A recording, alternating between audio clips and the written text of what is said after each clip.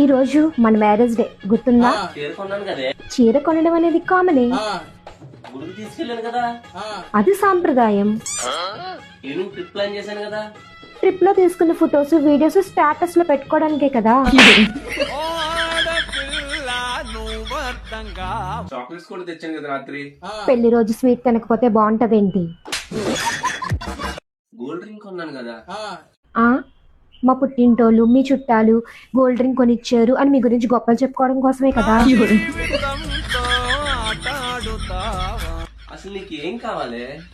ఒక్క ముక్కలో చెప్పాలంటే టైం, మీతో టైం స్పెండ్ చేయాలనే ఆశ, ప్రేమ అనే 2 ముక్కలు, తిన్నావా అని అడిగే 3 ముక్కలు, ఏదైనా ఫంక్షన్కి వెళ్తున్నప్పుడు బాగా రెడీ అయితే బాగున్నావు అనే 4 ముక్కలు, ఏదైనా స్పెషల్ డిష్ ప్రిపేర్ చేసినప్పుడు చాలా బాగుంది అనే 5 ముక్కలు, ఇంటి పనులు చేసి బాగా టైర్డ్ అయిపోతే అలిసిపోయావా అని అడిగే 6 ముక్కలు.